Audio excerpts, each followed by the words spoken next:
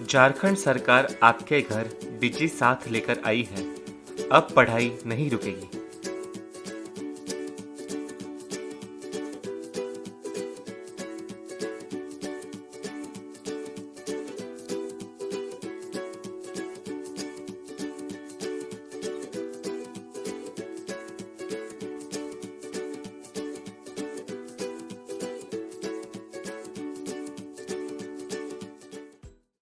Hello बच्चों, एक बार फिर से आप सभी का स्वागत है झारखंड सरकार के डीजी साथ प्रोग्राम में। आप सभी ने अपना कॉपी और कलम तो ले ही लिया होगा और आपको मजा भी बहुत आ रहा होगा। तो आइए देखते हैं कि आज हम क्या पढ़ेंगे। आज हम फिर से कक्षा 10वीं की पढ़ाई शुरू करते हुए उसमें गणित का पाठ वास्तविक संख्याओं के बारे में पढ़ेंगे और हिंदी का पाठ सूरदास के पदों के बारे में जानेंगे। उसके बाद हम कक्षा 12वीं की पढ़ाई शुरू करते हुए गणित का पाठ संबंध एवं फलन के बारे में पढ़ेंगे और उसके बाद भौतिकी यानी कि फिजिक्स का पाठ वैद्युत आवेश तथा क्षेत्र यानी इलेक्ट्रिक करंट एंड चार्ज के बारे में पढ़ेंगे। तो चलिए शुरू करते हैं आज के प्रोग्राम को। झारखंड सरकार आपके घर। नमस्कार दोस्तों, आज हम पढ़ेंगे वास्तविक संख्याएं। वास्तविक संख्या को इंग्लिश में रियल नंबर कहते हैं। तो आज की वीडियो है वास्तविक संख्याएं पार्ट 3। चलिए देखते हैं इस वीडियो में हम क्या पढ़ेंगे। अपरिमेय संख्याओं का पुनर्भ्रमण। प्रमेय 1.3। मान लीजिए p एक अभाज्य संख्या है। यदि p a² को विभाजित करती है तो p a को भी विभाजित करेगी, जहां a एक धनात्मक पूर्णांक है। यानी कोई एक अभाज्य संख्या अगर किसी संख्या के स्क्वायर को विभाजित करती है तो वह उस संख्या को भी विभाजित करेगी। चलिए इसका अर्थ एक उदाहरण से समझते हैं। माना कि p बराबर है 3 के तथा a बराबर है 6 के, तो a का वर्ग होगा 6 गुने 6 यानी कि 36। अब हम देखते हैं a² यानी कि 36 3 से विभाजित है, तो 6 यानी कि a भी 3 से पूर्णतः विभाजित है। तो इस प्रमेय का हम प्रयोग करेंगे आगे आने वाले प्रश्नों में। चलिए देखते हैं कैसे। सिद्ध कीजिए कि √2 यानी वर्गमूल 2 एक अपरिमेय संख्या है। तो इसको अपरिमेय संख्या सिद्ध करने के लिए हम कॉन्ट्राडिक्शन यानी कि विरोधाभास का प्रयोग करेंगे। विरोधाभास का अर्थ होता है हमें सिद्ध करना है वर्गमूल 2 एक अपरिमेय संख्या है। हम मान लेंगे कि वर्गमूल 2 एक परिमेय संख्या है। फिर हम उस पर परिमेय संख्या की परिभाषा तथा अन्य परिभाषाओं का प्रयोग करेंगे और हम एक ऐसे कंक्लूजन पे पहुंचेंगे जहां कोई भी दो स्टेटमेंट्स आपस में कॉन्ट्राडिक्ट करेंगे यानी विरोधाभास। तो चलिए देखते हैं कैसे सिद्ध करेंगे इसको हम। सबसे पहले कल्पना करेंगे कि √2 यानी वर्गमूल 2 एक परिमेय संख्या है। इसलिए परिमेय संख्या की परिभाषा से हम लिख सकते हैं कि √2 यानी वर्गमूल 2 बराबर है a/b के। अब जहां a तथा b सह अभाज्य संख्या है, यानी a तथा b के एक के अतिरिक्त कोई उभयनिष्ठ गुणनखंड नहीं है, अर्थात a और b ऐसी संख्याएं हैं जिसमें कुछ भी उभयनिष्ठ गुणनखंड नहीं है। अतः b वर्गमूल 2 बराबर में a। पिछले समीकरण को हमने क्रॉस मल्टीप्लाई करके हल किया है। दोनों पक्षों का वर्ग करने पर हमें प्राप्त होता है 2b² बराबर a²। अब ध्यान से देखिए इस समीकरण को। अगर हम ए स्क्वायर बराबर में लिख सकते हैं 2 गुने में बी स्क्वायर, यानी ए स्क्वायर के 2 गुणनखंड है 2 तथा बी स्क्वायर। इसका अर्थ है 2 ए स्क्वायर को विभाजित करता है, अतः 2 ए स्क्वायर को विभाजित करता है। इसीलिए प्रमेय 1.3 द्वारा 2 ए को भी विभाजित करेगा। अतः हम a बराबर 2c लिख सकते हैं, जहां c कोई पूर्णांक है। अब a का मान जो कि 2c है प्रतिस्थापित करने पर हमें 2b स्क्वायर बराबर 4c स्क्वायर प्राप्त होगा। अब हम यहाँ पर 2 से 4 को कैंसिल कर सकते हैं, तो हमें प्राप्त होगा b स्क्वायर बराबर 2c स्क्वायर। अब आप फिर से देख सकते हैं यहाँ पर अगर b स्क्वायर बराबर में 2 गुने में c स्क्वायर है, यानी b स्क्वायर के 2 गुणनखंड है 2 तथा c स्क्वायर, यानी इसका अर्थ है 2 b स्क्वायर को विभाजित करता है, इसीलिए 2 b को भी विभाजित करेगा थ्योरम 1.3 से, जो हमने इस प्रश्न के पहले किया था। अतः a और b में कम से कम एक उभयनिष्ठ गुणनखंड है जो है 2। हमने पहले देखा कि 2 a को विभाजित करता है और अभी हमने देखा कि 2 b को भी विभाजित करता है। तो यहाँ a और b में 2 उभयनिष्ठ गुणनखंड है। पर जब हमने परिमेय संख्या की परिभाषा लगाया था तो हमने लिखा था कि a और b में कोई भी उभयनिष्ठ गुणनखंड नहीं है, यानी a और b सहअभाज्य संख्याएं हैं। तो ये जो 2 स्टेटमेंट्स हैं ये कॉन्ट्राडिक्टरी है, परंतु इससे इस तथ्य का विरोधाभास प्राप्त होता है कि a और b में एक के अतिरिक्त कोई उभयनिष्ठ गुणनखंड नहीं है।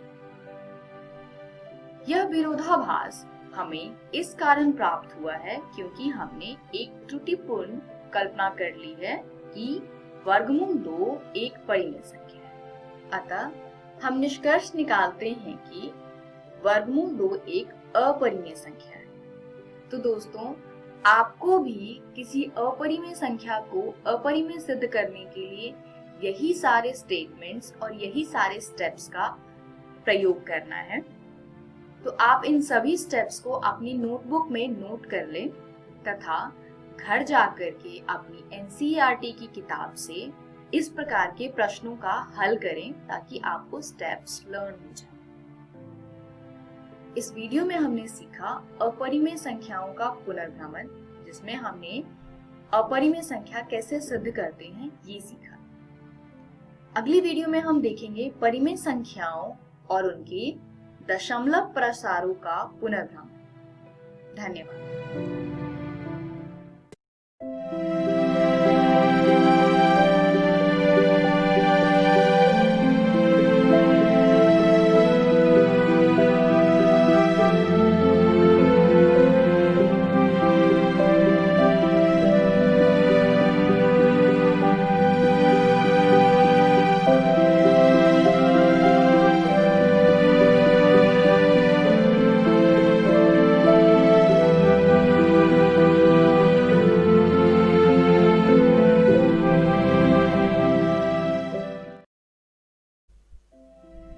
नमस्कार विद्यार्थियों, आज हम 10वीं कक्षा की हिंदी की पाठ्य पुस्तक क्षितिज भाग 2 के पहले पाठ को पढ़ने जा रहे हैं, जिसका नाम है सूरदास के पद। ये पद जितने आनंद देने वाले हैं उतने ही महत्वपूर्ण भी हैं। तो आइए विद्यार्थियों शुरू करते हैं इस वीडियो को। आज की इस वीडियो में हम सबसे पहले पाठ से संबंधित प्रसंग को जानेंगे कि पाठ किस पर आधारित है या ये कविताएं किस विषय पर आधारित हैं। साथ ही हम पद संख्या 1 और 2 की व्याख्या करेंगे, उसे समझेंगे और उसके कुछ महत्वपूर्ण बिंदुओं पर चर्चा भी की जाएगी। तो आइए बिना वक्त गवाए शुरू करते हैं इस महत्वपूर्ण वीडियो को। विद्यार्थियों, स्क्रीन पर आपको एक चित्र दिखाई दे रहा है। ये चित्र है कृष्ण भक्त कवि सूरदास का। सूरदास एक बहुत ही प्रसिद्ध कृष्ण भक्त कवि हैं। इन्होंने कृष्ण की भक्ति में अपना पूरा जीवन बिता दिया और अपने सारे भजन कृष्ण को आधार बनाकर लिखे। इनकी इन कविताओं में, इन भजन में कृष्ण के बाल रूप का, वृंदावन के प्रसंगों का वर्णन मिलता है। इनकी ये कविताएं साहित्य जगत में वात्सल्य रस के लिए बहुत जानी जाती हैं। इनके काव्य ग्रंथ में सूर सागर, साहित्य लहरी और सूर सारावली बहुत ही प्रसिद्ध हैं। इन कविताओं का केंद्र बिंदु है कृष्ण का मथुरा जाना और गोपियों का उदास होना। विद्यार्थियों, आपको पता ही है कि कृष्ण वृंदावन में रहते थे, पर वह मथुरा चले गए और जब वह मथुरा गए तो गोपियां उदास रहने लगी। इसका पता जब श्री कृष्ण को पता चला तो उन्होंने उद्धव को निर्गुण योग का संदेश देकर गोपियों के पास भेजा। अब विद्यार्थियों, आप सोच रहे होंगे कि निर्गुण योग क्या होता है। निर्गुण योग ऐसी भक्ति होती है जिसमें किसी व्यक्ति, किसी मूर्ति, किसी भी भौतिक वस्तु की पूजा नहीं होती। हम सिर्फ उसे एक निर्गुण, जिसके कोई गुण नहीं है, उसको आराध्य मानकर उसकी पूजा करते हैं, जिसे गोपियां स्वीकार नहीं करती। वह कहती हैं कि कृष्ण ही हमारे आराध्य हैं और हम उन्हीं की पूजा करेंगे। तो आइए विद्यार्थियों, शुरू करते हैं। सबसे पहले हम कठिन शब्दों के अर्थ जानते हैं। पहला कठिन शब्द है बड़भागी, जिसका अर्थ है भाग्यवान। अपरस यानी बिना छुए। पुरइनी पात, पुरइनी मतलब कमल और पात यानी पत्ता, अर्थात कमल का पत्ता। बोरियों यानी डुबाया और परागी, परागी का मतलब होता है मुग्ध होना। पहली पंक्ति है ऊधो तुम हो अति बड़भागी, यानी हे ऊधो तुम बहुत ही भाग्यवान हो। अब भाग्यवान क्यों है ऊधो? आगे देखिए, क्यों ऊधव को भाग्यवान कह रही हैं गोपियां? वो कहती हैं कि तुम स्नेह के धागे से बंधे हुए हो। स्नेह का धागा यानी कृष्ण। तुम कृष्ण के साथ रहते हो, फिर भी तुम्हारे मन में कोई प्रेम नहीं जागा, ना ही मन अनुरागी। तुम्हारे मन में कोई अनुराग नहीं जागा, तुम उससे अब तक अछूते हो, इसलिए तुम भाग्यवान हो। आगे वे कहती हैं कि तुम्हारी स्थिति तो ऐसी है जैसे कमल का पत्ता, पुरइनी पात, रहत जल भीतर। जैसे कमल का पत्ता पानी में रहता है, पर कमल के पत्ते को पानी बिल्कुल प्रभावित नहीं करता। तुम भी बिल्कुल वैसे ही हो, कृष्ण के पास रहते हो, किंतु तुम में प्रेम नाम की कोई चीज ही नहीं है। आगे वे कहते हैं ज्यों जल माह तेल की गागरी बूंद न ताको लागी। मतलब एक और उदाहरण दिया है। वे कहती हैं कि तेल की मटकी जब पानी में डुबोई जाती है तो भी पानी जो है वह उस मटकी को प्रभावित नहीं कर पाती। मटकी जो है वह पानी की बूंद से मिलती तक नहीं है। तुम्हारी स्थिति बिल्कुल ऐसी ही है। अब यहाँ पर विद्यार्थियों आप देखेंगे जल जो शब्द है वह प्रेम के संबंध में प्रयोग किया जा रहा है। आइए आगे पढ़ते हैं पद को। अगला है कि प्रीति नदी में पाऊ न बोरियों, यानी तुमने प्रीति नदी में यानी प्रेम रूपी नदी में कभी पैर ही नहीं डुबोया। और दृष्टि ना रूप परागी, और ना ही किसी दूसरे को अपनी ओर आकर्षित किया है, मोहित किया है, मुग्ध किया है, इसीलिए तुम्हें तो प्रेम का अर्थ ही नहीं मालूम, तो तुम क्या प्रेम जानोगे, इसीलिए तो तुम भाग्यवान हो। आगे वे कहती हैं कि हम तो, अबला मतलब होता है औरत, हम तो भोली औरतें हैं जो कृष्ण से ऐसे प्रेम करती हैं जैसे चींटी गुड़ से प्रेम करती है। यहाँ पर आप सूरदास लिखा देखेंगे। सूरदास जो है वह कवि है। कवि अपनी बात गोपियों के माध्यम से कह रहा है कि जो कृष्ण हैं वह ऐसे हैं जैसे गुड़, और हम चींटी के समान गुड़ से लगे रहते हैं, अर्थात कृष्ण की पूजा करते हैं। विद्यार्थियों, आशा है आपको यह पद समझ आया होगा। आइए अगला पद पढ़ते हैं। सबसे पहला शब्द है बिथा। बिथा का मतलब होता है व्यथा यानी दुख दर्द। ध्यान रहे विद्यार्थियों, ये जो सूरदास की कविताएं हैं वह ब्रज भाषा में लिखी हुई हैं और ब्रज भाषा में थोड़े जो शब्द हैं वह बदले हुए रूप में दिखाई देते हैं, इसीलिए इन शब्दों के अर्थ आपको नहीं समझ आएंगे। देखिए, अगला शब्द है संदेशनी। संदेशनी का अर्थ होता है संदेशों को। अगला शब्द है विरहिणी। विरहा मतलब होता है दुख, वो दुख जो साथी के ना होने पर हो। तो वियोग में रहने वाला या रहने वाली को विरहिणी कहते हैं। अगला है मर्यादा। तो मर्यादा शब्द का अर्थ होता है मर्यादा। यहां पर आप देखेंगे या को जा कहा जा रहा है। ब्रज भाषा में या को जा कहा जाता है। आइए विद्यार्थियों, अब हम पद का अर्थ समझते हैं। गोपियां कहती हैं कि हमारे मन की बात मन में ही रही है, यानी मन की मन ही माझ रही, यानी मन की बात मन में ही रह गई है। क्योंकि वह कहती हैं कि हे उद्धव, बताओ हम अपनी बात किससे कहें, हम अपना दुख दर्द किससे कहें, हम अपनी व्यथा किससे कहें। हमें बिल्कुल समझ नहीं आ रहा कि हम क्या करें, क्योंकि अवधि आधार आस आवन की, यानी श्री कृष्ण के आने की अवधि के आस में हम तन मन व्यथा सही, यानी तन और मन के दुखों को सह रहे थे, तन और मन की व्यथा को सह रहे थे। अब इन जोग संदेशानी सुनी सुनी, वे कहते हैं कि अब इन योगों के संदेश को सुन सुनकर तुम हमें बहुत दुख दे रहे हो। बिरहनी विरहा दही मतलब एक तो पहले ही श्री कृष्ण के विछोह में हम, वियोग में हम दुखी हैं, ऊपर से तुम और विरहा दे रहे हो, दुख दे रहे हो। आगे वे कहती हैं कि चाहती हुती गुहार जीतीते। वे कहती हैं कि जहां हम अपने दुखों को कहते थे, जिससे हम रक्षा के लिए आवाज लगाते थे, उतीते धार बही, अब वहां पर हमें कोई सहारा नहीं है, अब हमें उसका कोई सहारा नहीं है।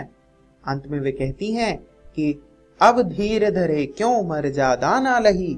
सूरदास अब गोपियों की स्थिति का वर्णन करते हुए कहते हैं कि हे उद्धव, अब हम क्यों धीर रखें, अब हम क्यों सब्र रखें, क्योंकि अब तो जो प्रतीक्षा की मर्यादा है वह ही समाप्त हो गई है, हमारा सब्र खत्म हो गया है। विद्यार्थियों, आशा है आपको यह पद अच्छे से समझ में आ गया होगा। देखते हैं कि आज की वीडियो में हमने क्या सीखा। आज की वीडियो में हमने जाना कि सूरदास कौन थे और उद्धव भाग्यवान क्यों हैं और इसका अर्थ क्या है। साथ ही हमने गोपियों के सब्र की मर्यादा क्यों समाप्त हुई, इस पर भी चर्चा की। विद्यार्थियों, अगले वीडियो में आप पद संख्या 3 और 4 को पढ़कर आएंगे, जो आपकी हिंदी की पाठ्य पुस्तक क्षितिज भाग 2 की पृष्ठ संख्या 6 पर है। इस वीडियो को देखने के लिए बहुत बहुत धन्यवाद। नमस्कार विद्यार्थियों, पिछली वीडियो में हमने सूरदास के पद पढ़े थे और आज हम इस वीडियो में शेष पदों को पढ़ेंगे। आज की इस वीडियो में हम सबसे पहले पद संख्या 3 और 4 के प्रसंगों का अध्ययन करेंगे, उसके बाद पदों की व्याख्या करेंगे यानी उसे समझेंगे और उसके कुछ महत्वपूर्ण स्थलों का भी जिक्र करेंगे और उसे जानेंगे। तो आइए शुरू करते हैं इस वीडियो को। इस वीडियो में सबसे पहले हम पद संख्या 3 को पढ़ने वाले हैं, जिसका प्रसंग ये है, गोपियां श्री कृष्ण से अपना संबंध बताती हैं और क्योंकि गोपियां दुखी हैं इसीलिए वह उद्धव को कुछ नहीं कहती प्रत्यक्ष तौर पर, वह एक भंवरे को संकेत बनाकर ये सारी बातें कहती हैं और इसीलिए इन कविताओं को, इन पद को एक रचना में संकलित किया गया है जिसे भ्रमर गीत कहते हैं। यहाँ पर उद्धव के निर्गुण योग संदेश का प्रभाव किस तरीके से गोपियों पर पड़ता है और गोपियां किस तरीके से उसके निर्गुण योग के संदेश को खारिज कर देती हैं, उसका भी वर्णन हम इस वीडियो में करेंगे। तो आइए शुरू करते हैं। पद को समझने से पहले कुछ कठिन शब्द समझ लेते हैं। हारिल एक ऐसा पक्षी होता है जो अपने हाथ में हमेशा एक लकड़ी का टुकड़ा या तिनका रखे रहता है। अगला शब्द है उर। उर का मतलब होता है हृदय। जकरी यानी रटती हैं। करवी ककरी, अब देखेंगे आप, क्योंकि हमने पहले चर्चा की थी कि यह ब्रज भाषा है, तो ब्रज भाषा में ळ के स्थान पर र का प्रयोग किया जाता है, इसीलिए यहां पर कड़वी ककड़ी को करवी ककरी लिखा हुआ है। व्याधि का मतलब होता है रोग, और चक्री का मतलब होता है अस्थिर। अस्थिर मतलब जो स्थित ना हो, जो हिलते डुलते रहे। आइए अब हम इस पद का अर्थ समझते हैं। गोपियां कहती हैं हमारे हरि हारिल की लकड़ी, यानी हमारे लिए कृष्ण उस हारिल के समान हैं, उस हारिल की लकड़ी के समान हैं जो हमेशा उस पक्षी के हाथ में रहता है और वह मृत्यु हो जाने पर भी उसे नहीं छोड़ता। तो हम कृष्ण से इस प्रकार प्रेम करते हैं। आगे वे कहती है कि हमने इस लकड़ी को अपने मन से, वचन से और कर्म से पकड़ रखा है, दृढ़ रूप से पकड़ रखा है, हम इसे छोड़ने वाली नहीं हैं। वे कहती हैं कि जागते सोते दिन रात हम कान्हा यानी कृष्ण का नाम जपते रहते हैं, कृष्ण को याद करते रहते हैं, क्योंकि वह हमारा ईश्वर है, हमारा श्रद्धेय है। आगे वे कहती हैं कि तुम्हारे इस योग के संदेश को सुनकर ऐसा लगता है जैसे हमने कड़वी ककड़ी खा ली हो। विद्यार्थियों, आपने कभी कड़वी ककड़ी खाई है? नहीं ना, क्योंकि वह बहुत ही कड़वी होती है, उसे खाया नहीं जा सकता, हम उसे चक्कर फेंक देते हैं। तो यहाँ पर गोपियां सुनती हैं निर्गुण योग के बारे में, पर वह उसे कड़वी ककड़ी के समान लगता है और वह उसे अपनाना नहीं चाहती। आगे वे कहती हैं सू तो व्याधि हमको ले आए, देखी सुनी ना करी, यानी ये जो निर्गुण योग है वह हमारे लिए रोग है, जिसे ना तो हमने कभी देखा है, ना ही सुना है, और ना ही हम इसे प्रयोग करने वाले हैं। आगे सूरदास गोपियों के माध्यम से कहते हैं कि यह निर्गुण योग का जो संदेश है यह उन लोगों को सौंप दो, या उन लोगों को दो जिनके मन अस्थिर हैं, जिनका मन स्थिर नहीं है। हमारा तो मन स्थिर है। किस पे स्थिर है? कृष्ण पर स्थिर है। हम कृष्ण को प्रेम करते हैं, उसको चाहते हैं, इसीलिए हम अपने कृष्ण को नहीं छोड़ सकते। आइए विद्यार्थियों, अब अगला पद समझते हैं। अगले पद को समझने से पहले कुछ कठिन शब्द समझ लेते हैं। पहला शब्द है मधुकर। मधुकर यानी भंवरा, और जैसा कि अभी हमने वर्णन किया कि जो गोपियां जो कुछ कह रही हैं वह उद्धव से नहीं कह रही हैं, एक भंवरे से कह रही हैं, इसीलिए यहाँ पर उद्धव को मधुकर कहा गया है, भंवरा कहा गया है। आगे डोलत। डोलत शब्द का मतलब होता है फिरना यानी घूमना।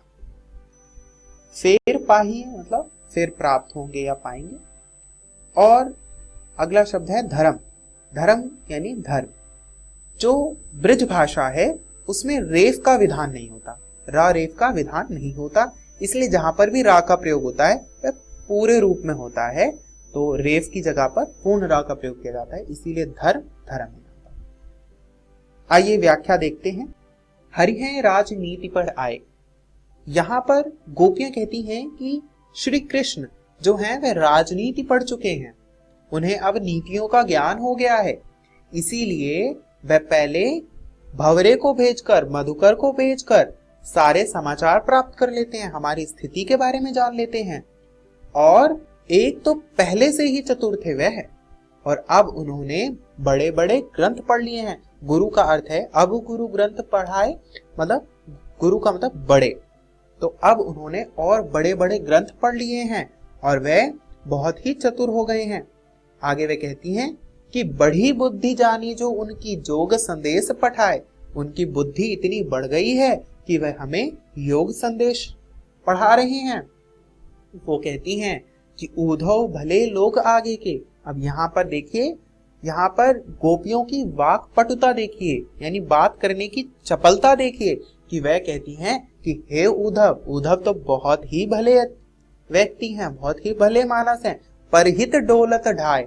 परहित यानी लोगों के हित के लिए, डोलत ढाए यानी फिरते हैं, यानी लोगों का उद्धार करते हैं। तो वह कहती हैं, क्यों वह ऐसा कह रही हैं? क्योंकि वह उद्धव के माध्यम से कोई संदेश भेजना चाहती हैं। वे संदेश क्या है देखते हैं। वे कहती हैं कि हम अपना हृदय वापस चाहते हैं, अब अपने मन फेर पाएंगे, यानी अब हमें अपना मन वापस चाहिए, जो कि चलत जू होते चुराए, यानी जिसे श्री कृष्ण जाते हुए अपने साथ ले गए थे, वह हमें वापस कर दें। आगे वे कहती हैं कि ते क्यों अनीति करें आपुन, यानी वे क्यों अनीति कर रहे हैं, श्री कृष्ण क्यों अनीति कर रहे हैं। जे और अनीति छुड़ाए, जो कि दूसरों की अनीति छुड़ाते हैं, यानी दूसरों को न्याय और अन्याय का भेद सिखाते हैं, वे खुद हमारे साथ अन्याय क्यों कर रहे हैं, हमारा हृदय हमें लौटा दें। आगे वे कहती हैं कि राज धर्म तो यह सूरजो पर जाना जाही सताए। वे कहती हैं कि राजा का जो धर्म है वह यह है कि वह प्रजा को कभी ना सताए, और श्री कृष्ण हमारे राजा हैं। अगर वह राजा हैं तो उन्हें अपने धर्म का पालन करना चाहिए कि वह अपनी प्रजा को ना सताए, और हम सब कृष्ण की प्रजा हैं और उन्हें हमें नहीं सताना चाहिए। विद्यार्थियों, आशा है आपको यह पद बहुत ही रोचक लगा होगा। आज की इस वीडियो में हमने देखा हारील की लकड़ी कौन है और कैसे, और हमने यह भी जाना कि राजनीति पढ़ने के बाद कृष्ण में क्या क्या परिवर्तन भी हुए। विद्यार्थियों, इन प्रश्नों के उत्तर आप अपनी कॉपी में जरूर लिख लीजिए, और अगली कविता आपको पढ़कर आनी है अगले वीडियो के लिए, जो कि आपकी हिंदी की पाठ्य पुस्तक क्षितिज भाग 2 के पृष्ठ संख्या 10 से 14 पर है। झारखंड सरकार आपके घर। नमस्कार दोस्तों, आज की इस वीडियो में हम संबंध एवं फलन का पार्ट 2 पढ़ेंगे। संबंध एवं फलन को इंग्लिश में रिलेशंस एंड फंक्शंस कहते हैं। चलिए देखते हैं पार्ट 2 में हम क्या पढ़ेंगे। फलनों के प्रकार। फलनों के प्रकार में पहली परिभाषा हम पढ़ेंगे एकैकी अथवा एकैक। एक फलन f जो x से y में परिभाषित है एकैकी अथवा एकैक फलन कहलाता है यदि f के अंतर्गत x के भिन्न अवयवों के प्रतिबिंब भी भिन्न होते हैं, अर्थात प्रत्येक x1 x2 belongs to x के लिए fx1 बराबर है fx2 का तात्पर्य है कि x1 बराबर है x2, अन्यथा f1 बहु एक फलन कहलाता है। एकैकी का इंग्लिश में अर्थ होता है 1-1 और एकैक को इंग्लिश में हम इंजेक्टिव कहते हैं। इसी प्रकार बहुएक का अर्थ होता है many one। चलिए परिभाषा का अर्थ समझते हैं। एकैकी का अर्थ यानी 1-1 का अर्थ ये हो गया कि f के अंतर्गत x के जितने भी अवयव होंगे यानी जितने भी एलिमेंट होंगे उसके प्रतिबिंब भी अलग अलग होंगे यानी भिन्न भिन्न होंगे। यानी अगर हम कोई प्रतिबिंब यानी x1 बराबर fx2 लेते हैं, ये जब ही पॉसिबल होगा अगर हमारा x1 बराबर होगा x2 के। यानी एकैकी से बढ़िया हम 1-1 से इसका अर्थ अच्छे से समझ सकते हैं कि हर एक x के लिए जो प्रतिबिंब होगा वो भी सिर्फ एक ही होगा। चलिए कुछ एग्जाम्पल से समझते हैं। यहाँ देखिए x1 प्रांत है तथा x2 सह प्रांत है और फंक्शन का नाम है f1। अब आप देख सकते हैं कि x1 में जो एक है उसका एक ही प्रतिबिंब है a, इसी प्रकार 2 का एक प्रतिबिंब है b, 3 का भी एक ही प्रतिबिंब है d और 4 का भी एक ही प्रतिबिंब है c। तो आप देख सकते हैं कि प्रांत में जितने भी अवयव हैं 1, 2, 3, 4, इन सभी के एक ही प्रतिबिंब है इसके सह प्रांत में। चलिए दूसरा एग्जाम्पल देखते हैं। यहाँ देखिए प्रांत है A और सह प्रांत है B। तो आप देख सकते हैं कि प्रांत में जो x है उसका एक प्रतिबिंब है सह प्रांत में जो कि है 1। इसी प्रकार y का भी एक प्रतिबिंब है, z का भी एक ही प्रतिबिंब है और w का भी एक ही प्रतिबिंब है। तो इस प्रकार के फलन को हम एकैकी अथवा एकैक कहते हैं। चलिए देखते हैं बहुएक। यहाँ देखिए f2 एक फलन है जो x1 से x2 पर परिभाषित है। x1 हमारा प्रांत है तथा x2 सह प्रांत है। अब आप यहाँ देख सकते हैं सह प्रांत में जो ये b है, ये दो संख्याओं का प्रतिबिंब है, यानी एक का प्रतिबिंब भी b है तथा दो का प्रतिबिंब भी b है। तो इस प्रकार के फलन को हम बहुएक फलन कहते हैं। चलिए दूसरा एग्जाम्पल देखते हैं। यहाँ f3 एक फलन है जो x1 से x3 पर परिभाषित है। यहाँ पर भी अगर हम देखें सह प्रांत में तो a एक ऐसा अवयव है जो दो संख्याओं का प्रतिबिंब है, यानी दो अवयवों का प्रतिबिंब है। एक का प्रतिबिंब भी a है तथा दो का प्रतिबिंब भी a है। तो ऐसे फलन को हम बहुएक फलन कहते हैं। चलिए अगली परिभाषा देखते हैं। फलनों के प्रकार में दूसरा प्रकार है आच्छादक अथवा आच्छादी। एक फलन f जो x से y पर परिभाषित है आच्छादक यानी ऑनटू अथवा आच्छादी यानी सर्जेक्टिव फलन कहलाता है यदि f के अंतर्गत y के प्रत्येक अवयव x किसी न किसी अवयव का प्रतिबिंब होता है, अर्थात y जो कैपिटल Y में बिलोंग करता है के लिए कैपिटल X यानी प्रांत में से ऐसे अवयव x का अस्तित्व है जिसके लिए fx बराबर होगा y के। चलिए एग्जाम्पल से इसका अर्थ भी समझते हैं। यहाँ पर f3 एक फलन है जो x1 से x3 पर परिभाषित है। यहाँ पर यह हमारा सहप्रांत है। आप देख सकते हैं कि सह प्रांत में कोई भी ऐसा अवयव नहीं है जिसका प्रतिबिंब प्रांत में नहीं है। इसी प्रकार दूसरे फलन को देखिए f जो x से y में परिभाषित है। यहाँ पर सह प्रांत कैपिटल Y है और आप देख सकते हैं कि fx जो है वो कैपिटल Y के बराबर है। यानी हम कह सकते हैं आच्छादक अथवा आच्छादी में ऐसे फलन जिसमें जो परिसर है वो सह प्रांत के बराबर आ जाए। आप जानते हैं परिसर होगा fx तथा सह प्रांत है y।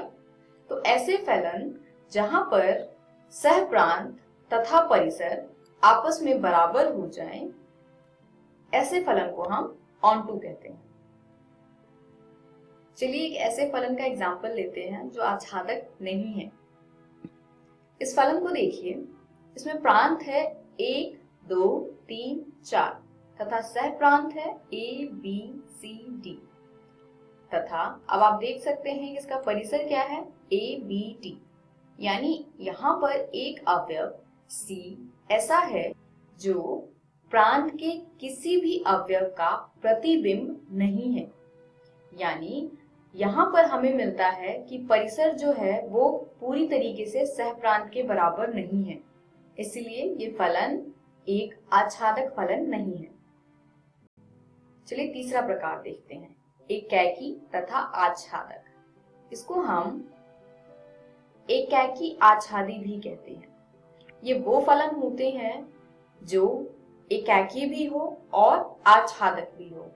तो ऐसे फलन जो एकैकी तथा आच्छादक दोनों ही होते हैं उसको हम एकैकी आच्छादी कहते हैं। अब आप यहाँ देख सकते हैं जो एग्जाम्पल दिया है वो एकैकी भी है तथा आच्छादक भी है। चलिए उदाहरण देखते हैं। सिद्ध कीजिए कि fx बराबर 2x द्वारा प्रदत्त फलन f जो n से n पर परिभाषित है एकैकी है किंतु आच्छादक नहीं है। यहाँ पर जो कैपिटल N है वो नेचुरल नंबर्स यानी प्राकृत संख्या को दर्शाता है। चलिए हल देखते हैं। पहले चेक करते हैं क्या ये फलन एकैकी है या नहीं। इसके लिए x1 x2 मान लेते हैं n में बिलोंग करता है जो हमारा प्रांत है, तथा fx1 बराबर है fx2 के, यानी ये कंडीशन है हमारा कि अगर हमारा fx1 बराबर है fx2 के, यानी 2x1 बराबर होगा 2x2 के। यहाँ पे हमने फंक्शन जो परिभाषित है fx बराबर 2x वो रखा है।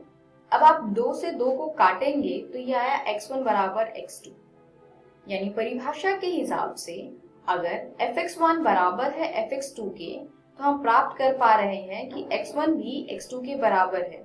तो इस प्रकार से हम ये प्राप्त करते हैं कि ये फलन एकैकी है। इन शॉर्ट अगर हम देखें तो हमारे पास कंडीशन बस इतनी है कि किसी भी fx1 बराबर fx2 के लिए अगर हम ये प्राप्त कर पाते हैं कि x1 बराबर x2 है तो ये फलन एकैकी होगा। अगर हम नहीं कर पाते हैं कि x1 बराबर x2 है तो ये फलन एकैकी नहीं है। चलिए देखते हैं आच्छादक है या नहीं। इसके लिए हम y belongs to capital N यानी सहप्रांत में देखेंगे। हम शुरू करेंगे सहप्रांत से। सहप्रांत से हम रैंडमली एक अवयव उठाएंगे और हम ये सिद्ध करेंगे कि एक रैंडम अवयव भी अगर हम उठाते हैं सहप्रांत से तो वो किसी न किसी अवयव का प्रतिबिंब है। और अगर हम ये सिद्ध कर पाते हैं तो ये फलन आच्छादक कहलाएगा, और अगर हम ये नहीं सिद्ध कर पाएंगे तो ये आच्छादक फलन नहीं कहलाएगा। अगर y n में बिलोंग करता है यानी सहप्रांत में, तब fx बराबर होगा y के। fx का मान है 2x प्रश्न के अनुसार, तो ये हो जाएगा 2x बराबर y। अगर हम इसको हल करते हैं तो यहाँ से हमें x का मान प्राप्त होता है y बटे में 2। अब ये जो x है वह प्रांत में है, तो क्या ये x प्रांत में है या नहीं चेक करते हैं। अब आप सिंपली देखिए y बटे में 2 है। y अगर नेचुरल नंबर्स यानी प्राकृत संख्या में है तो हर एक सम संख्या के लिए तो x प्रांत में है, यानी अगर हम 2 रखते हैं यहाँ पे तो 2 बटे 2 1 होगा, वो प्रांत में है। 4 रखते हैं अगर y की जगह पे तो 4 बटे 2 2 होगा, वो भी प्रांत में है। पर क्या हम अगर y की जगह पर 3 रखें, 3 एक प्राकृत संख्या है, अगर मैं यहाँ 3 रखूं तो 3 बटे में 2 जो कि 1.5 है वो प्रांत में नहीं है। तो चलिए इसको अच्छे से समझते हैं। ये लेते हैं हम प्रांत तथा सहप्रांत। जो आप दाईं साइड पर देख रहे हैं वो सहप्रांत है तथा बाईं साइड वाला प्रांत है। अब आप देखिए क्या सहप्रांत में जितनी भी संख्याएं हैं वो किसी न किसी संख्या का प्रतिबिंब है। चलिए देखते हैं। एक किसी भी संख्या का प्रतिबिंब नहीं है, यानी यहाँ पर x की जगह पे कोई भी ऐसी संख्या हम नहीं रख सकते हैं जिसकी वजह से आंसर हमारा 1 आ जाए। अब आप देख सकते हैं fx बराबर यहाँ पे फंक्शन 2x है, तो 1 प्राप्त करने के लिए मुझे x की जगह पर 1 बटे 2 रखना होगा, और 1 बटे 2 प्राकृत संख्या नहीं है। इसी प्रकार आप देखिए 2 1 का प्रतिबिंब है, यानी अगर मैं x की जगह पर 1 रखूं तो आंसर मेरा 2 आएगा। 3 किसी भी संख्या का प्रतिबिंब नहीं है। इसी प्रकार 4 2 का प्रतिबिंब है। तो आप देख सकते हैं हर दूसरी संख्या किसी भी संख्या का प्रतिबिंब नहीं है। 1 3 5 7 एंड सो ऑन जितनी भी विषम संख्याएं हैं, इन विषम संख्याओं का कोई भी प्री इमेज प्रांत में नहीं है, यानी ये संख्याएं किसी भी संख्या का प्रतिबिंब नहीं है। तो हम ये कह सकते हैं कि ये फलन आच्छादक नहीं है। दोस्तों क्या आप मुझे बता सकते हैं जो ये फलन प्राकृत संख्या पर परिभाषित है, अगर ये वास्तविक संख्या पर परिभाषित होता तो क्या ये फलन आच्छादक होता? जी हाँ, तब हम सहप्रांत के सभी अवयव का प्री इमेज प्रांत में निकाल सकते थे। यानी 1 के लिए हम 0.5 सहप्रांत में हमें मिल जाता, क्योंकि 0.5 एक वास्तविक संख्या है। इसी प्रकार 3 के लिए 1.5 एक वास्तविक संख्या है एंड सो ऑन। इस प्रश्न में ये फलन आच्छादक नहीं है। इस वीडियो में हमने सीखा फलनों के प्रकार। अगली वीडियो में हम फलनों का संयोजन तथा व्युत्क्रमणीय फलन पढ़ेंगे। धन्यवाद। झारखंड सरकार आपके घर डिजी साथ लेकर आई है। अब पढ़ाई नहीं चाहिए।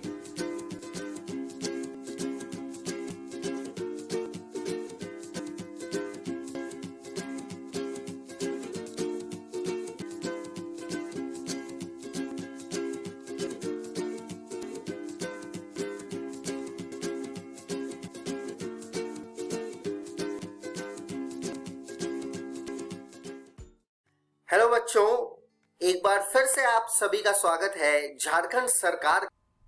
हेलो दोस्तों, आइए शुरू करते हैं हमारे पहले अध्याय वैद्युत आवेश तथा क्षेत्र का दूसरा भाग। दोस्तों, कल के पाठ में हमने जाना था वैद्युत आवेश के बारे में, जिसके बाद आज हम जानेंगे इन्हीं वैद्युत आवेश के मूल गुणों को। तो चलिए शुरू करते हैं। दोस्तों, वैद्युत आवेश के मूल गुणों में आज हम बात करेंगे मुख्यतः 3 गुणों की: आवेशों की योज्यता, वैद्युत आवेश का संरक्षण नियम और वैद्युत आवेश का क्वांटमीकरण। तो आइए सबसे पहले समझते हैं पहला गुण यानी आवेशों की योज्यता। अब आप सोच रहे होंगे कि यह योज्यता क्या है, तो इसे हम एक उदाहरण से समझते हैं। मान लीजिए हमारे पास कोई एक वस्तु है, जैसे कि ये बॉल। अब मान लीजिए कि इस बॉल पर कुल 4 आवेश Q1, Q2, Q3 तथा Q4 उपस्थित हैं। और मान लीजिए कि इस वस्तु यानी बॉल पर कुल आवेश को बड़े Q से दर्शाया जाता है। तो यह कुल आवेश यानी Q वस्तु पर उपस्थित सभी आवेशों का योग होगा। मतलब Q बराबर Q1 जमा Q2 जमा Q3 जमा Q4। अब मान लीजिए कि Q1 5 कूलम, Q2 1 कूलम तथा Q3 और Q4 ऋणात्मक 3 तथा ऋणात्मक 2 कूलम है। तो आवेशों की योज्यता नियम के अनुसार कुल आवेश Q बराबर होगा 5 जमा 1 घटा 3 घटा 2 के, जिसे हल करने पर Q आता है धनात्मक 1 कूलम के। यानी आवेशों की योज्यता का अर्थ है किसी वस्तु पर कुल आवेश वस्तु पर उपस्थित आवेशों का उनके चिन्ह के अनुसार योग होना। चलिए अब बात करते हैं आवेशों के दूसरे मूल गुण यानी वैद्युत आवेश का संरक्षण नियम। इसे समझते हैं।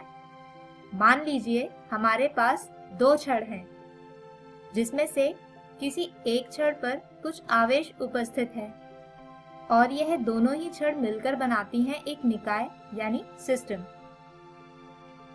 तो हम देख सकते हैं कि इस निकाय का कुल आवेश है 3 कूलम। अब मान लीजिए कि यह आवेश किसी कारण एक छड़ से दूसरी छड़ पर स्थानांतरित हो जाता है। और जैसा कि हमने पहले ही कहा था कि पूरा निकाय इन दोनों छड़ों को मिलाकर बनता है। तो अब अगर आप देखें तो इस निकाय के कुल आवेश जो स्थानांतरण से पहले 3 कूलम था, आवेशों के स्थानांतरण के बाद भी 3 कूलम ही है। यानी इस पूरी क्रिया में दूसरी छड़ आवेशित भी हो गई, किंतु निकाय का कुल आवेश उतना ही रहा। यानी किसी भी निकाय का कुल आवेश संरक्षित रहता है, अर्थात आवेश को न तो बनाया जा सकता है और न ही नष्ट किया जा सकता है। इसे केवल एक वस्तु से दूसरी वस्तु पर स्थानांतरित किया जा सकता है। चलिए आगे बढ़ते हैं और समझते हैं आवेशों का तीसरा मूल गुण, जो है आवेशों का क्वांटमीकरण। दोस्तों, इसे समझने से पहले हम जरा अपने दिमाग पर जोर डालकर यह याद कर लेते हैं कि किसी वस्तु को आवेशित किस किस प्रकार से किया जा सकता था। तो अगर आपको हमारा पिछला वीडियो याद होगा तो आप आसानी से बता सकते हैं कि किसी वस्तु को आवेशित करने की कुल 3 विधियां हैं: संपर्क द्वारा आवेशन, घर्षण द्वारा आवेशन और प्रेरण द्वारा आवेशन, जिसे हमने हमारे पिछले वीडियो में बताया था। अब आप सोच रहे होंगे कि मैंने आपको इन्हें याद करने को क्यों कहा। तो दोस्तों, इन तीनों ही विधियों में आवेश का स्थानांतरण होता है, और जैसा कि हम जानते हैं कि वस्तु में आवेश का वाहक होता है इलेक्ट्रॉन, तो यकीनन स्थानांतरण के समय एक पूरा इलेक्ट्रॉन ही एक से दूसरी वस्तु पर चला जाता है, न कि कोई आधा अधूरा इलेक्ट्रॉन। और दोस्तों, जैसा कि हम जानते ही हैं कि एक इलेक्ट्रॉन पर कुल आवेश होता है 1.6 गुणा 10 की घात ऋणात्मक 19 कूलम। यानी किसी भी वस्तु पर उत्पन्न आवेश Q को ज्ञात करने के लिए हमें बस उस वस्तु पर आए इलेक्ट्रॉन की संख्या जाननी है, और उस संख्या और इलेक्ट्रॉन का आवेश का गुणनफल हमें बताएगा वस्तु पर कुल आवेश की मात्रा, यानी Q बराबर NE, जहां Q वस्तु का कुल आवेश, N वस्तु पर उत्पन्न कुल इलेक्ट्रॉन तथा E एक इलेक्ट्रॉन का आवेश है। और दोस्तों, यही कहलाता है आवेश का क्वांटमीकरण, जिसके अनुसार कुल आवेश एक इलेक्ट्रॉन के आवेश का किसी वास्तविक पूर्ण संख्या का गुणज होता है। चलिए अब इसी नियम पर आधारित एक प्रश्न समझते हैं। एक प्लास्टिक की छड़ को ऊन से रगड़ने पर उसमें ऋणात्मक 8 गुणा 10 की घात ऋणात्मक 7 कूलम आवेश उत्पन्न होता है। ऊन से प्लास्टिक की छड़ पर स्थानांतरित होने वाले इलेक्ट्रॉन की संख्या क्या होगी? तो दोस्तों, जैसा कि प्रश्न में दिया गया है कि छड़ को ऊन से रगड़ने पर कुल आवेश यानी Q उत्पन्न होता है, जो बराबर है ऋणात्मक 8 गुणा 10 की घात ऋणात्मक 7 कूलम के। अब वैद्युत आवेश के क्वांटमीकरण द्वारा हम लिख सकते हैं कि Q बराबर है NE के। और दोस्तों, क्योंकि हमें निकालना है N यानी इलेक्ट्रॉन की संख्या, तो वो बराबर होगी Q बटे E के। चलिए अब इस समीकरण में हम Q तथा E का मान रख देते हैं और इसे हल करते हैं। तो इसे हल करने पर N बराबर आता है 5 गुणा 10 की घात 12 के, यानी कुल इलेक्ट्रॉन 5 गुणा 10 की घात 12 होंगे। तो दोस्तों, हमारे आज के इस वीडियो में हमने वैद्युत आवेश के 3 मूल गुण जाने, जो थे आवेशों की योज्यता, वैद्युत आवेश का संरक्षण नियम और वैद्युत आवेश का क्वांटमीकरण। तो दोस्तों, हम आशा करते हैं कि आज का यह वीडियो आपको समझ आया होगा। दोस्तों, कल के वीडियो में हम जानेंगे आवेशों के बीच लगने वाले बल और कूलाम नियम के बारे में। तब तक आप अपने घर जाकर आज के वीडियो में पढ़ाए गए विषयों को अपनी पाठ्यपुस्तक से दोहराएं। धन्यवाद।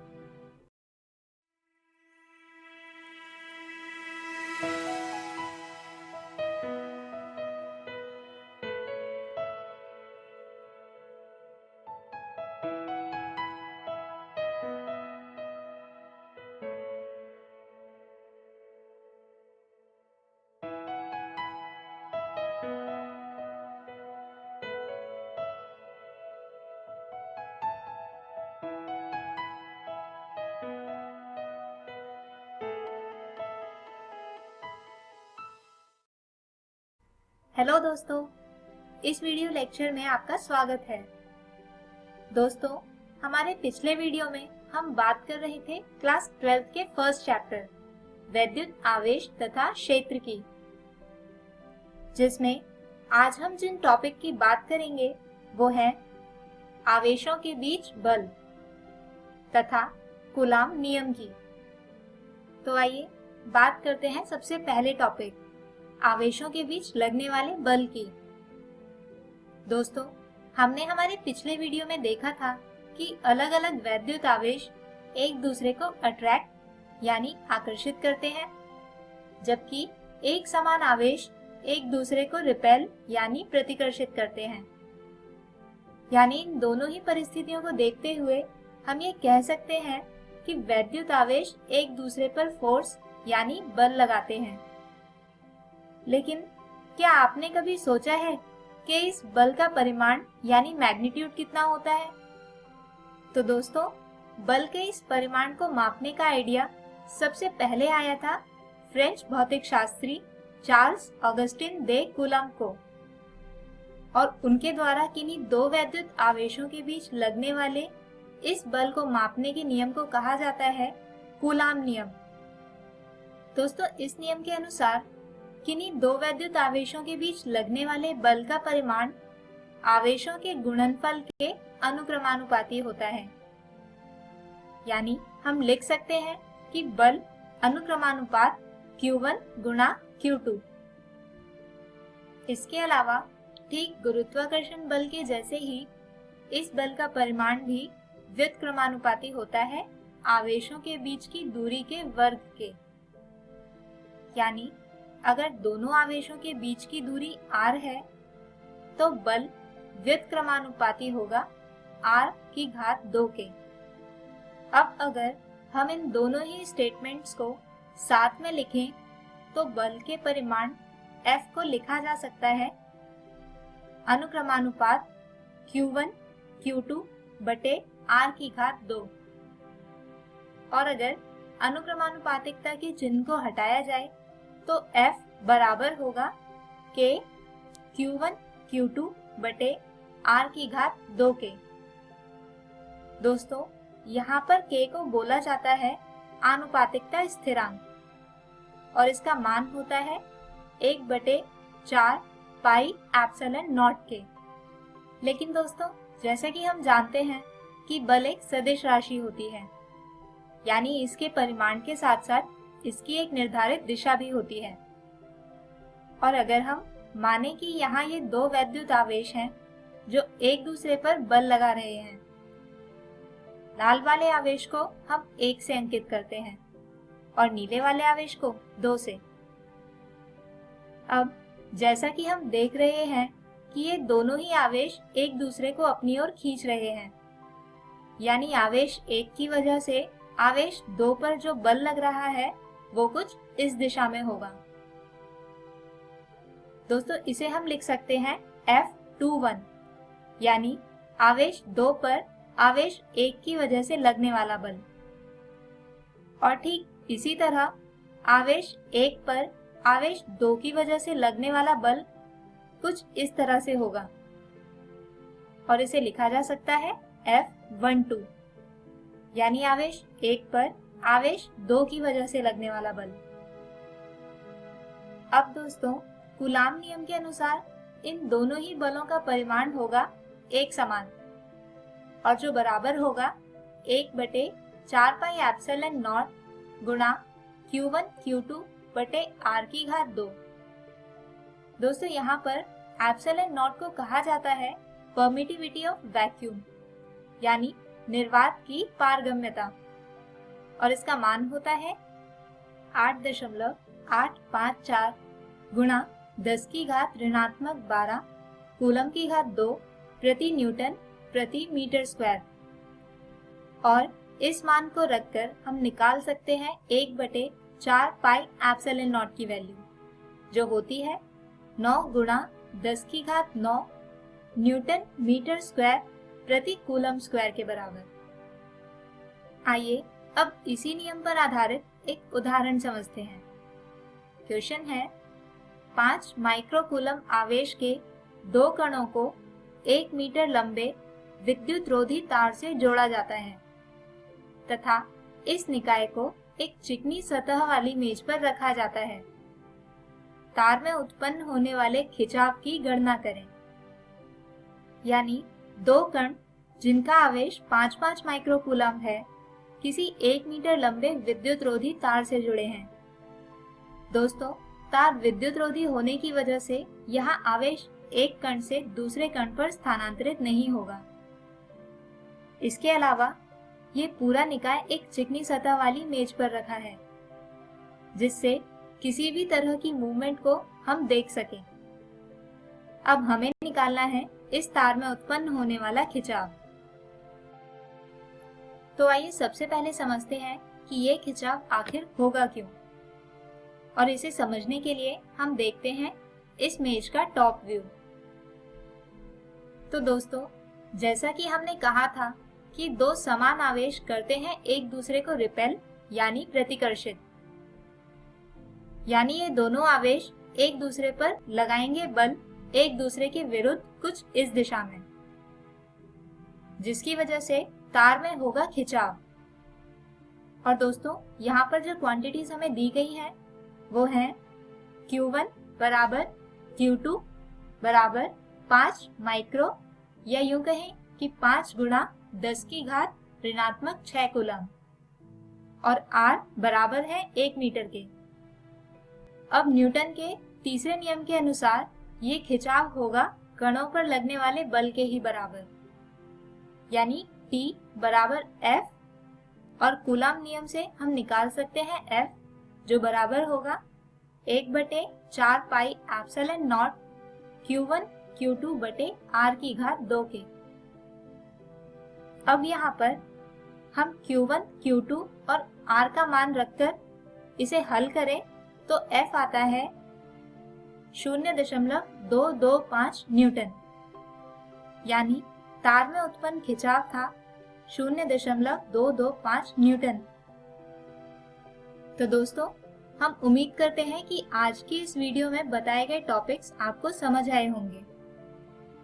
हमारे आज के इस वीडियो में हमने बात की आवेशों के बीच लगने वाले बल की, जिसके परिमाण को मापने के लिए एक नियम दिया था फ्रेंच भौतिक शास्त्री चार्ल्स ऑगस्टिन दे कूलम ने, और जिसे कहा जाता है कूलम नियम, जिसे हमने इस वीडियो में समझा था।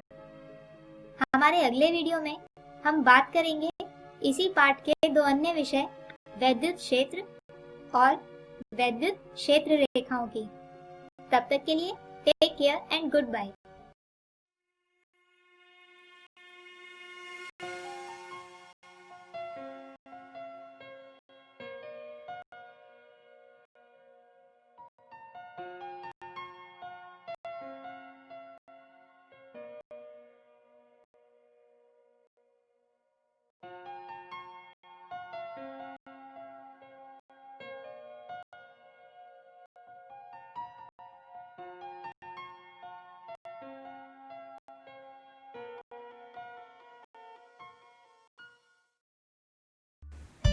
झारखंड सरकार रोज आपके लिए शिक्षण सामग्री लाएगी। अब पढ़ाई नहीं रुकेगी। यदि आपको कोई प्रश्न है तो कृपया इस टोल फ्री नंबर पर कॉल करें 1800-572-8585 या हमें ईमेल करें। धन्यवाद।